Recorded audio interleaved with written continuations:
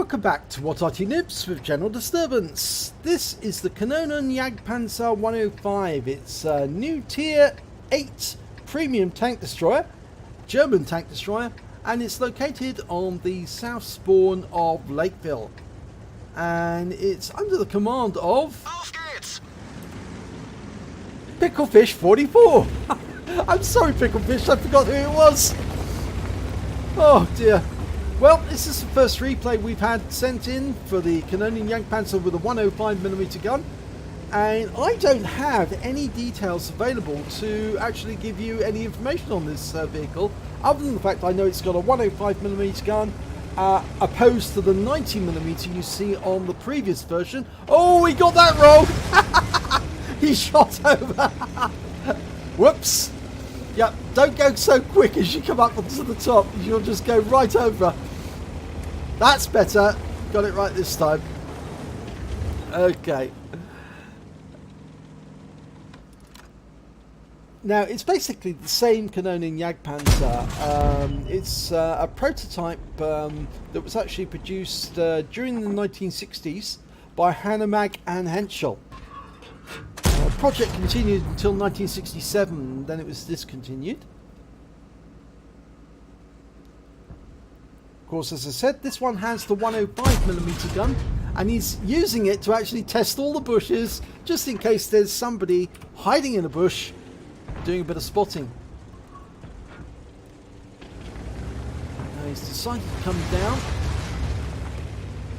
Now it's got a slightly longer reload than the 90mm, but it is still basically the same glass cannon. If you do hit the target, you can do an awful lot of damage to them, and he's got a Primo Victoria there, using the bush mechanic, pulls back, fires around him, gets 408 hit points of damage. Well, I can tell you, he uses standard APCR, and he's got an alpha damage of 390 and a penetration of 268. It uses heat ammunition for the premium rounds, and they've got alpha damage of 390 and penetration of 330. And of course he's carrying 10 rounds of standard HE, and although the penetration is only 53, he can get 480 hit points of damage from one of them. And he's actually loading the standard APCR for that Samur, firing around in, and hopefully that hit the target. Now, one of the things about the Kanonen Jagdpanzer I do know is that it actually has a fairly high muzzle velocity, which means what you aim at, you normally hit. You aim directly at the target and fire it in, and the shell will normally strike it. And that's actually quite a good thing, because you don't want to have too much of a lead on the target. Nice to be able to point at a target and strike it straight away. Now, we've lost sight of that Samur, who's pulled back, but what we can see is the T-54 making his way around the edge, and we've got the rock between us and that T-54, so he doesn't know we're here at the moment. But of course we'll have to keep an eye on him just in case he starts moving up. We don't want him to suddenly surprise us, come down round the back. Of course, we've got a large number of tanks in the town at this moment, and so that T-54 might not be moving up because he might be having a bit of difficulty. In fact, he's backing away now. I think the T-95 and the Jagdpanzer 2 are persuading him to go elsewhere.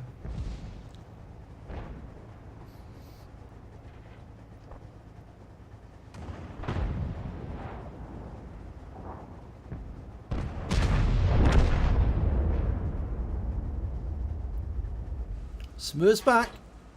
Just went unsighted for a short while, and one lovely round straight through the turret.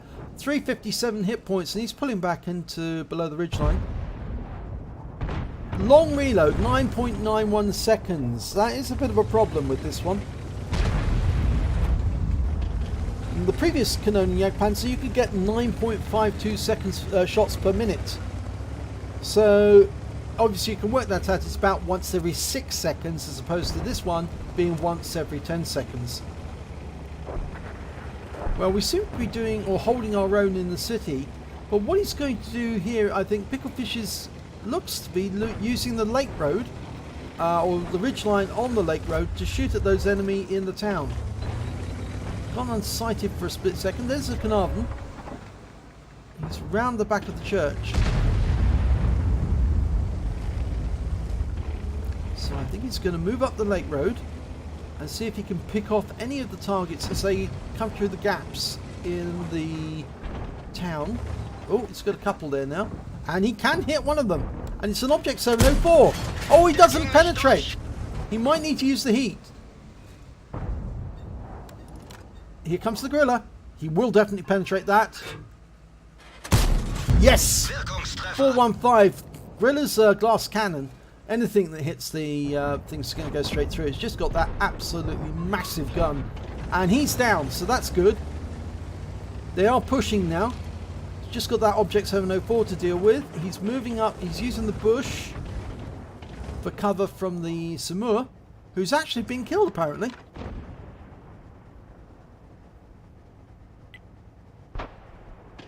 Now, the 704 has pulled back. Yes, there he is.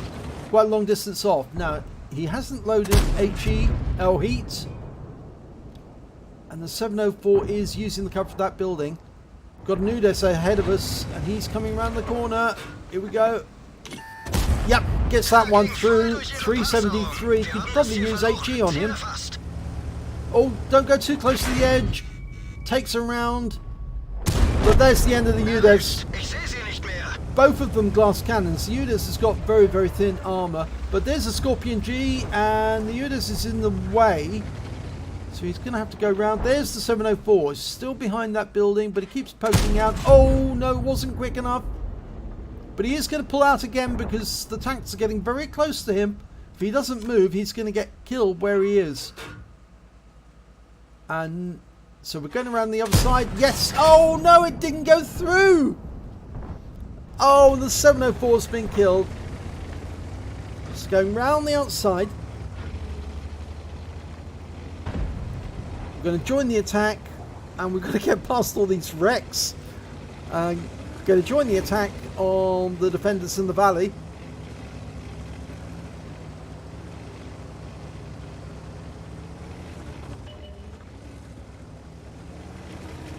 And there's a Conqueror gun carriage there.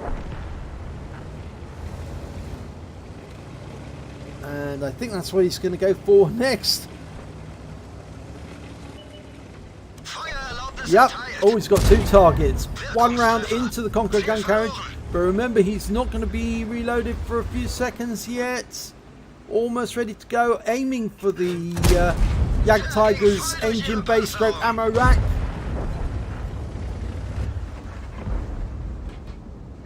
Now that's an ammo rack shot. Yep. It does work. I knew.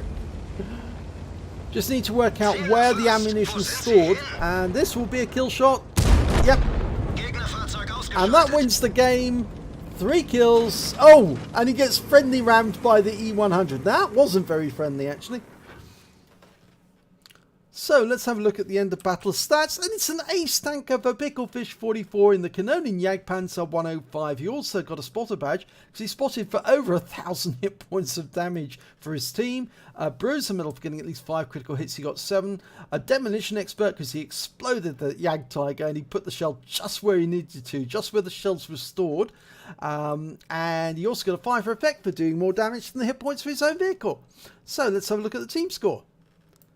Well, he got the highest amount of damage in that battle, and I can see why the E100 was annoyed, because he only managed to get 3,031 hit points of damage, whereas Picklefish got the highest score of 3,742, but didn't pick up the high caliber for some reason. Maybe it just wasn't 20% of the enemy hit points. But when it came to kills, it was the T95 who managed to get 4 kills. The Canonian Jagdpanzer came in with 3, and then obviously we've got the Jagdtiger on both teams, and the Conqueror gun carriage, both with 2 kills apiece. When it came to base XP, it was Picklefish who managed to get the highest amount, 1,385 experience points.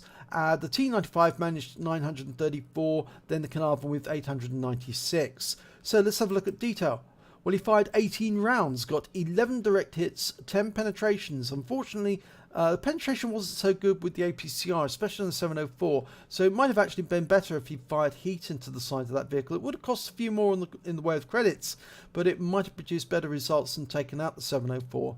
He did damage of 3,742 hit points, of which 1,568 were at more than 300 meters. He received one hit, and it was a penetration from the UDES. That powerful gun on the UDES is quite good at penetrating weak armor like you find on the Canonian Jagdpanzer. He spotted 2 enemy vehicles, damaged 7 of the enemy, killed 3 of them, and did damage assistance of 1,465 hit points. On a premium count, he earned 121,896 credits from that one battle, and he got 339 credits compensation for the ram done by the E100 at the end of the battle.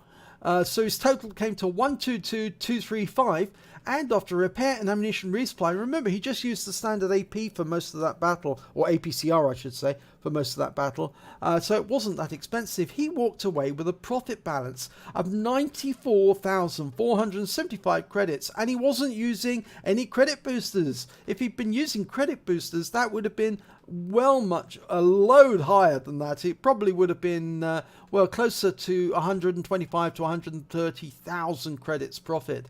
So he received 2,078 XP, got 208 XP because this is a premium vehicle, and took away 2,286 experience points altogether. So thanks very much for sending in that replay of the Canonian Jagdpanzer 105. I know a lot of people who've actually have the Canonian Jagdpanzer 90 have actually used the offer that Wargaming gave to swap it out for the 105 version. The 90mm gun has got better DPM really on the whole than the 105, but the 105 has just got that sheer raw power.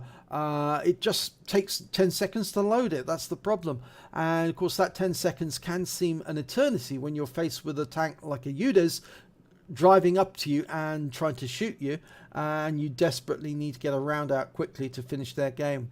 So thanks very much for sending that in, Picklefish, and congratulations on your ace tanker.